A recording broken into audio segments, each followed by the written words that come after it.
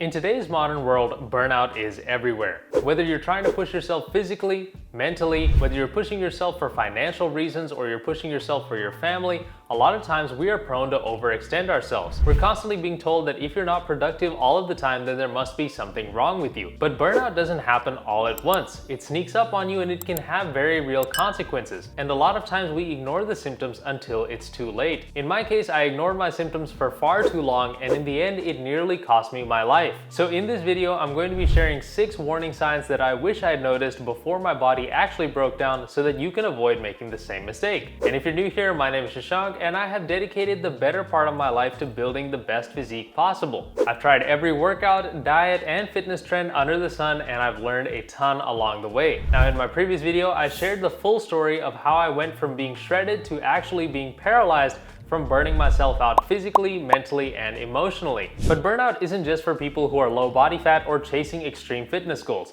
It can happen to anyone. You don't have to be shredded to be overtraining, over-dieting, or overworking. So today I want to help you recognize 6 signs of burnout, including a few that might surprise you.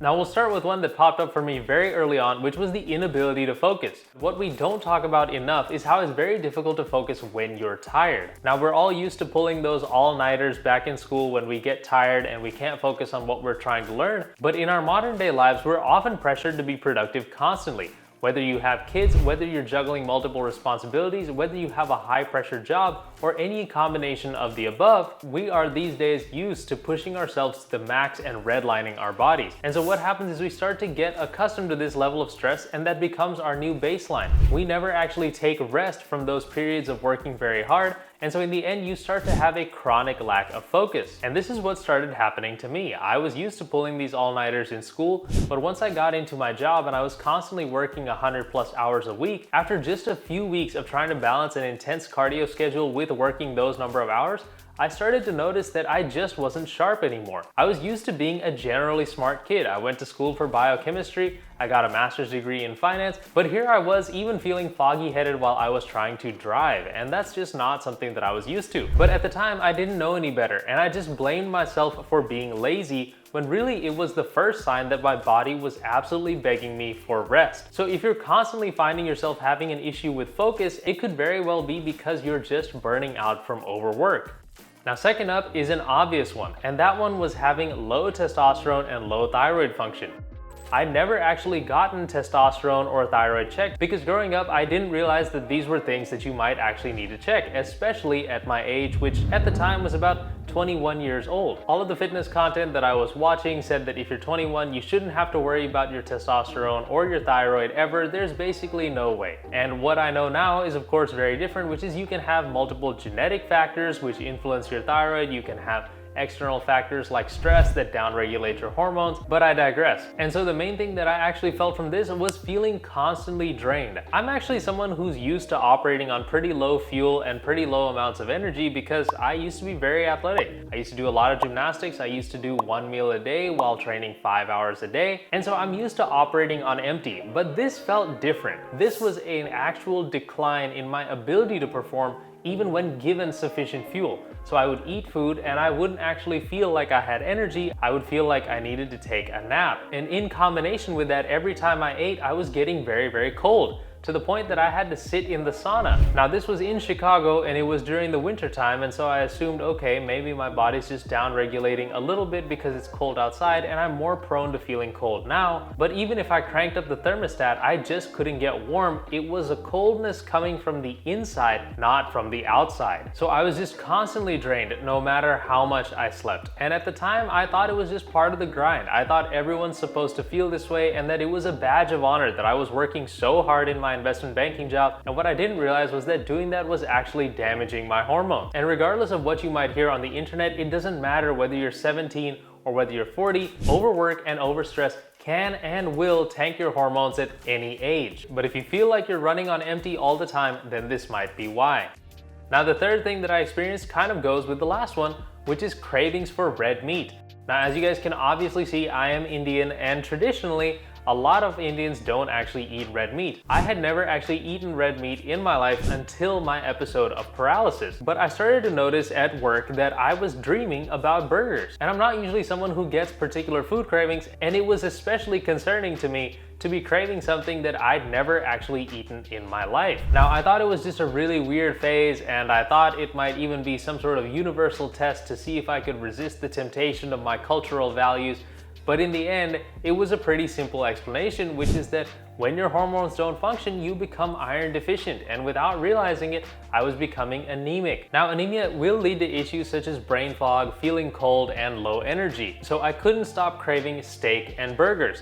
And I thought it was just a weird phase, but in reality, it was my body crying out for iron because it was just so depleted. Now, the fourth thing that I started to experience was anxiety. And I'd always had some level of anxiety through my life, whether that's around trying new things or approaching girls or any of those types of situations. I'm sure we've all experienced anxiety in our lives, but this was a different kind of anxiety. This is the type of anxiety that made me think if I go to the gym or I go to my job, I might actually die. I started to be afraid of getting outside of my house. And this was coupled with me getting cold and having brain fog, of course. And I just really wasn't sure what was happening at this point. But the biggest thing that told me that this wasn't my regular level of anxiety was that I was afraid to drive my car. And through my entire life, I have loved driving my car. I love everything about cars. I love fast cars. I used to love learning about them. But I actually started to get panic attacks at the thought of driving. I had worked myself into such a frenzy and had so many things on my plate to do that I believed that if I actually left the house or I did something that might take me away from my laptop for even a minute, that I might genuinely die or I might lose my job. And so I felt this insane anxiety, and at the same time I felt like my mind couldn't shut off. It's just that constant fight or flight mode where you're wired and exhausted all at the same time. If you've ever felt that feeling where you just cannot relax, then this probably resonates with you. But that was me all of the time. And so if you're experiencing something like that chronically, then you might be burning out. Now, number 5 is a loss of interest in things that you love. Now, for me, I used to love shoes, I used to love cars, I used to love athletics, and eventually all of these things became meaningless to me. I would just wake up and look forward to the end of the day when I could go to sleep because I felt like there was genuinely nothing I could look forward to in my life. I was making good money in investment banking, but I had to spend all of my time chained to a desk. I would even go to shoe stores and think to myself, it might be cool to buy this new shoe, and then I would end up not buying it because I would realize that there's no way I'm ever stepping out of my house or seeing any friends, so why do I even bother buying any new shoes? Even going out with my friends was just something I didn't want to do because I didn't feel like I had that mental bandwidth.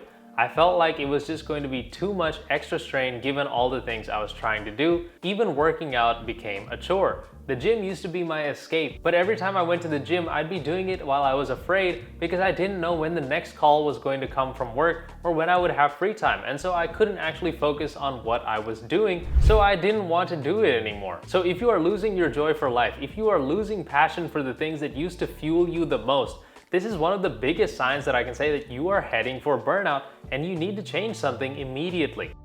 Now, the last thing that I noticed was gut and digestion problems. And this became really obvious to me about a few months after I started investment banking. What can happen is that if you are chronically stressed and chronically activating your fight or flight mode, then your body actually slows its digestion down because of high cortisol. It literally impedes your ability to absorb nutrients. If you are constantly stressed out and you're not moving at all, there's a really good chance that your digestion will get severely messed up because there's just no reason for your gut to have any motility. So I used to be someone who could eat pretty much anything. I had IBS, but I would deal with it, and it wasn't necessarily to the point of what this was, which became a feeling of extreme bloating every single time I ate. I would also get brain fogged every time I ate, and I would even get nauseous at some point. I felt like the food just wouldn't go down. And I talked about this in my last video, but the amount of extreme stress that I was under was making me feel like I just couldn't sit down and eat. Now, you might not actually get to this point. What you might start having are minor things like food sensitivities, but if you find that you are at the beginning stages of developing these gut issues, or you're finding that you're suddenly sensitive to foods that you've never had issues with in the past, this is a really good sign that you probably need to ease up the load on your body. Now, real quick, I want to talk about going to the gym. Now, obviously, if you're experiencing burnout, getting to the gym can feel like an incredibly demanding task. Your body and your mind are already exhausted, and you want to make sure that you're getting the endorphin release of the gym and being able to rebuild in a positive way without overstressing your nervous system. I encountered the same issues, so I wanted to share with you guys that I've created a 30-day lean bulking program which has the exact exercise routine that I have been using to regain muscle and strength in a way that feels much more sustainable and is not overtaxing my nervous system. Whether you're someone who's just getting started, someone who's out of practice, or someone who's burning out like myself, I highly encourage you to try this out. It's only $20 and it's a great way to support me as a creator and hopefully help me move out of my parents' house. It also comes with a list of foods that I suggest for lean bulking, which are easy on the digestion, and how to track your progress to make sure that your lean bulk is effective. But with that, back to the video. So those are 6 early signs of burnout that I really wish I hadn't ignored before my situation became dire. And if you're experiencing any one of these symptoms, then you might be asking yourself, well, what do I do now? So in my next video, I'm going to be sharing how to bounce back from the edge of burnout before it's too late. So if you found this video helpful, if the content resonated with you, or you have a story of your own to share, drop a comment below. I'd love to hear from you. Thanks for watching, and I'll see you in the next video.